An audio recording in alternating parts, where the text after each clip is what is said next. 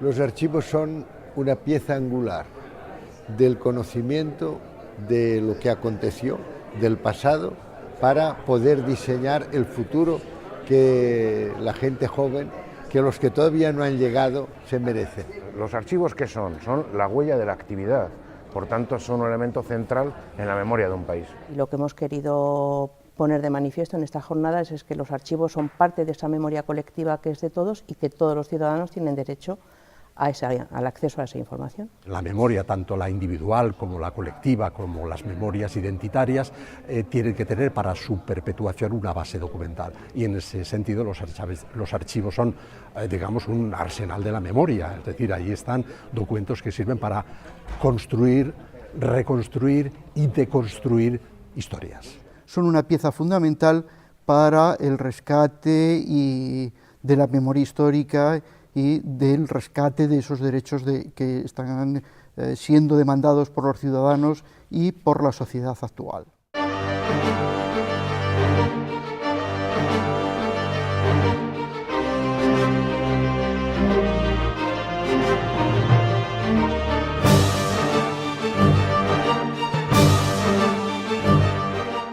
Estas son unas jornadas que hemos organizado las fundaciones Francisco Largo Caballero, 1 de Mayo y la Asociación Nacional de Archiveros, Bibliotecarios, Arqueólogos y Documentalistas. Habíamos visto que tanto por parte de los archiveros como por parte de las víctimas hemos querido poner un punto de encuentro en común, porque veíamos que era necesario ponerles... Unos se quejaban de que no tenían acceso y otros se quejaban de que la ley muchas veces no les permite que los ciudadanos puedan tener acceso a esa información. Es obvio que la relación con los derechos humanos se basa en que en los archivos hay información, y uno de los derechos humanos fundamentales es el derecho a la información.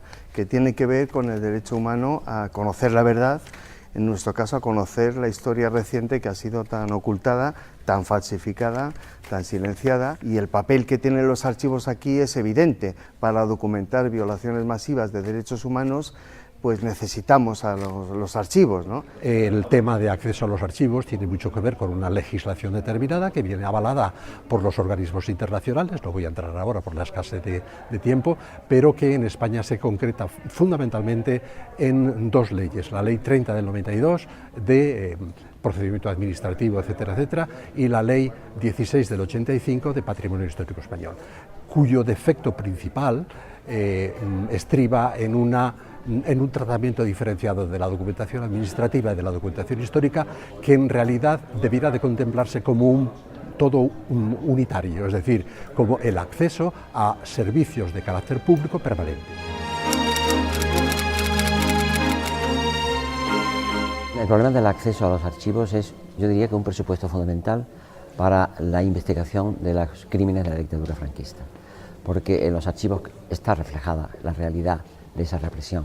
Tenemos un gran aparato documental al que acceder para hacer esa labor histórica de verificación de la acción de exterminio que emplean las fuerzas rebeldes, las fuerzas que se insurreccionan frente a la República y ganan la guerra.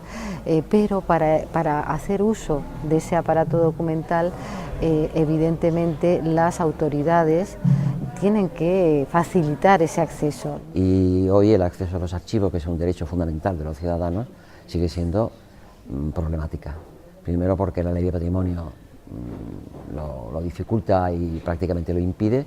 En segundo lugar porque España es de los pocos países de Europa donde no hay una ley de archivos. Y en tercer lugar porque los archivos judiciales en particular son especialmente opacos a cualquier investigación y, por supuesto, acceso a los mismos. Los profesionales hacen lo que pueden. Naturalmente, quien hace la normativa y quien obstruye muchas veces el acceso a la información de investigadores, de periodistas, de víctimas, pues son las normativas restrictivas que existen. Por ejemplo, declarar secretos oficiales pues miles de documentos que tienen muchas décadas y que desde luego no afectan actualmente a la seguridad del Estado, ¿no? Entonces, los obstáculos que se encuentran los investigadores en los archivos, pues en muchos casos, uno es la desclasificación que no ocurre todavía de muchos miles de documentos, la destrucción de archivos, muchos archivos se han destruido, o muchos documentos de archivos se han destruido intencionadamente para ocultar datos, a veces la arbitrariedad en el acceso a los documentos. Los secretos oficiales no pueden ser secretos para toda la vida. La famosa ley de transparencia no ha aportado grandes diferencias, ni han actualizado ni puesto a España en el nivel que le correspondía en el contexto de los países democráticos en los que vivimos. ¿Cuántos años tienen que pasar para que los investigadores o las personas interesadas tengan acceso sin ningún tipo de discriminación a esa documentación? Las puertas de los archivos, hay que reconocer, se estaban abriendo. Yo tuve el honor de presidir la comisión sobre los archivos de Salamanca y resulta que ahora, en lugar de ir hacia adelante, estamos yendo, como en tantas otras cosas, hacia atrás. Los archivos, el sistema archivístico español dispone de pocos recursos. Es un sistema archivístico que no prioriza el acceso a la información y desde este punto de vista, habiendo como hay un problema de derechos humanos, un problema de 2.000 fosas por abrir, un problema de documentación requisada del 39 que todavía no ha sido devuelta a sus propietarios y que está en el centro de la documentación de Salamanca. El proceso se inició hace un tiempo, pero es un vía crucis el tema este. Bueno, pues es evidente que existe un problema en este campo y que por ahora ninguno de los gobiernos de la democracia ha podido solucionar ni ha querido seguramente, ¿no? A nivel de políticas públicas es un hecho que desde la llegada a la democracia el gobierno, los diferentes gobiernos que han venido pasando por el país han publicado, yo me atrevería a decir, hasta unos 90 y pico normas, entre decretos, órdenes, leyes, normas reparadoras. Con sus luces y sus sombras, yo creo que ha habido una importante política. Veo una gran sombra en el tema de la recuperación de los cadáveres en cunetas y campos de España. El poder acceder a los archivos para que no se pierda en la memoria aquellos sufrimientos que han tenido y que son necesarios rescatar para que este país no vuelva a repetir los errores que cometió en el pasado.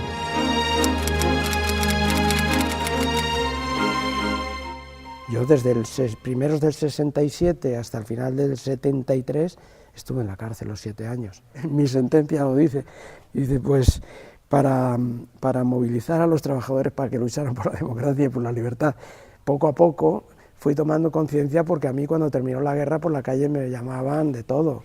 Mírale, el hijo de un rojo, y era un crío de 3 años, ¿no? Y de 4, de 5, en fin.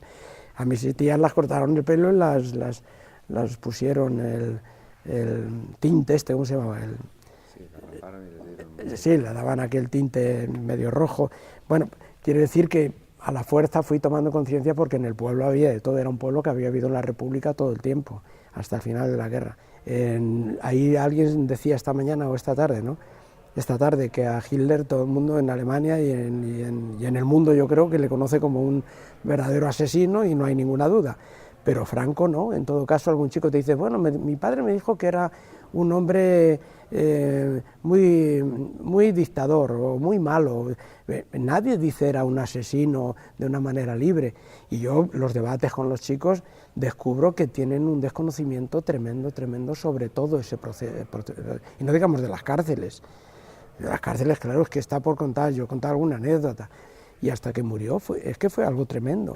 Y eso no está contado todavía de una manera pedagógica, de tal manera que llegue a la gente, que puedan entender aquel proceso, aquello que pasó. Sí, el trabajo de recuperación de la memoria histórica, así en líneas generales, han sido iniciativas de la sociedad civil y han sido instigadas por ellas. El Estado, a través de sus administraciones, ha colaborado, se ha visto arrastrado para colaborar, pero ha sido en muchos casos un esfuerzo de investigadores, de familiares, de las propias víctimas que han estado encima, un esfuerzo denodado para conseguir que se haya hecho realidad ciertas políticas públicas de la memoria. En Almería conformamos una asociación para la recuperación de la memoria histórica como consecuencia de la gran cantidad de solicitudes de familiares que pedían información de sus familiares.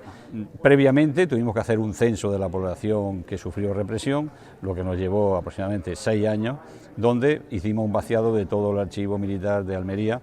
En el archivo hay unos 63.000 personas, pero que afecten realmente Jaén, Málaga, Almería y Granada, andará sobre unos 50.000 o por ahí, y eso estamos hablando de una ingente cantidad de personas que fueron pasadas por los tribunales y que muchas pasaron por las cárceles y otras por los cementerios y los fusilaron.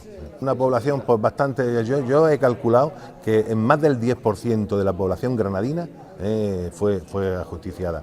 ¿Por qué? Pues por ser un político, incluso hasta por ser amigos. En principio empezamos trabajando por mutuo propio. Sentíamos esa necesidad de dar respuesta a la población que no sabía desenvolverse dentro de la burocracia que hoy nos invade por todas partes y que nos pedían auxilio, y nosotros, pues como no sabemos negarnos a nada, pues nos metimos en esto, se nos metió en la sangre, y a partir de ahí nos dedicamos en cuerpo y alma a muchas horas del día. La expresión de una familia cuando le entrega la documentación impresa de su represaliado es de una serenidad, es decir, ya he llegado a la meta, ya ahora sé lo que pasó con mi familiar y ahora poder hacer lo que quiero. Nos centramos en los casos de los niños robados y de el calvario que tienen que seguir las familias para acreditar una base de hechos que después les permita acudir a la justicia en reclamación de la tutela judicial efectiva. Nos vamos a los archivos clínicos, y los archivos clínicos no responden a los requerimientos de los ciudadanos, en este caso de las madres. Las parturientas no encuentran el amparo que necesitarían para recuperar sus datos clínicos y demostrar que han dado a luz, algo tan sencillo como dar a luz, porque los archivos, cuando llegan de Odimemel, pues son destruidos. Segundo inconveniente, los archivos del registro civil, que hacen, digamos, un reflejo de lo que ha ocurrido en la clínica. Si hay un fallecimiento, tienen que aportar el legajo de abortos. Y muchas veces ese trámite incluso ha desaparecido en el registro civil, que es el que deberían dar constancia de todo el procedimiento que ha ocurrido antes y después del parto, con un posible fallecimiento. Y ya empezamos con la tercera piedra, que es ya la piedra de Pedro, que está en la Iglesia, que es la Iglesia Católica. Los archivos eclesiásticos se han demostrado que son invulnerables y además son insensibles. O sea, la tutela judicial efectiva está frenada por los 3 niveles que deberían acreditar las causas que motivaron la desaparición de un niño. Soy médico documentalista, me dedico al archivo de historias clínicas y en general a la documentación, y dentro de mi experiencia y con la legislación actual sería muy difícil que un niño fuera robado, pero si nos vamos más atrás en el tiempo es relativamente fácil el cambio de identificación de los niños. Actualmente eso no es posible por la legislación, pero quizá en un tiempo lejano sí fue posible esta situación. En aquella época pues era muy fácil que no hubiera casi registros en las historias clínicas de información médica, lo que posibilitaba pues que esa información pues era fácilmente modificable. Hay un principio que el Estado, por lo visto, no conoce, para vergüenza de ellos, que son los artículos 7 y 8 de los derechos del niño, que están recogidos por Naciones Unidas y forman parte ya, en todos los aspectos, de la legislación interna de cada país. Concretamente, el artículo 8 habla de que el niño tiene derecho a su identidad, y el 7 habla de que tiene derecho a conocer a sus padres biológicos. Al día de hoy, en 2014, no se han tenido en cuenta unos acuerdos con las Naciones Unidas que forman parte de un protocolo internacional y firmados y autentificados por el Gobierno de España.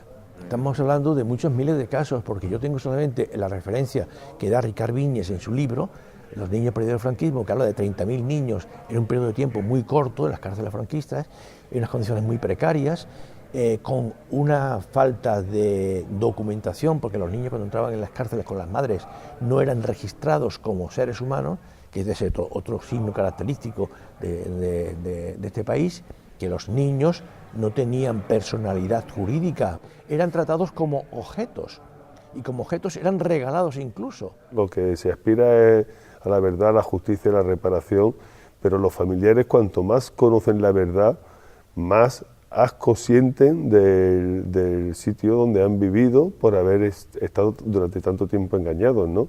Y sobre todo, más perplejos se quedan en el sentido de decir cómo este sistema tan perverso, la dictadura franquista, un sistema tan perverso, es desconocido a la gente joven, ¿no? El derecho a la información, el derecho a los testimonios documentales que los investigadores, que las víctimas pueden recabar, no está garantizado en nuestro país y es un obstáculo más que tendremos que salvar en la lucha por la verdad, la justicia y la reparación. El concepto de reconciliación, verdad, nunca se ha dado, ¿no? Porque la historia dominante o hegemónica ha sido la de unos, la de los vencedores, y la de los vencidos ha sido una memoria subalterna, es una memoria que ha nacido de la nada, como quien dice que se está abriendo un hueco en el espacio público y social a pesar del Estado. He citado como algo fundamental una frase del presidente Nelson Mandela cuando decía que la gran responsabilidad de cada generación es la siguiente. Lo que tenemos que plantearnos es que en esa futura Comisión de la Verdad el Parlamento garantice que los obstáculos actuales se han eliminado y que además se cuenta con el personal suficientemente acreditado para que el acceso a los archivos se pueda realizar sin ningún tipo de cortapisa. Es decir, la información al servicio de los ciudadanos sin discriminar en dónde se encuentran depositados, ¿no? Y que el archivo sea un aliado de las víctimas y de los investigadores, no un enemigo, ¿no? Naturalmente. El problema de las víctimas de la dictadura franquista sigue siendo real, está aquí entre nosotros, hay miles y miles de desaparecidos cuyos restos aún no se han sido encontrados, hay miles y miles de condenados injustamente por los tribunales o pseudo tribunales franquistas cuyas sentencias no han sido anuladas y por tanto formalmente siguen condenados y aparecen como culpables cuando son inocentes. Por lo tanto es una exigencia ineludible para normalizar democráticamente nuestro Estado y nuestro país. Es una asignatura pendiente muy grave el que el ciudadano y sobre todo el investigador, el historiador, no tengan un acceso directo, claro y inmediato a cualquier clase de archivos civiles o militares donde se refleja la represión franquista. Tenemos que saber que este Estado tiene que tener incorporado en su legislación, y lo tiene a través de la Constitución, las convenciones internacionales que hay al respecto. Estas convenciones en materia de memoria histórica pues hablan de derecho a la verdad, a la justicia y a la reparación. Aquí entramos en una cuestión en que en otros países lo han resuelto de la siguiente manera. En los archivos de represión hay acceso a la documentación de los represores, de sus colaboradores, de sus, sí. En cambio, hay, como debe ser, el secreto en relación a las víctimas. Aquí nada, es decir, ni a unos ni a otros. Parece mentira que después de 75 años todavía tengan que estar emergiendo esas memorias fugitivas, casi clandestinas, ¿no? Para que formen parte del patrimonio colectivo de la democracia, como debería ser. Los países que no conocen bien su pasado no tienen futuro. Yo creo que esta reunión servirá para que este futuro sea posible, para que nuestro legado a las jóvenes generaciones les permita actuar libre y responsablemente.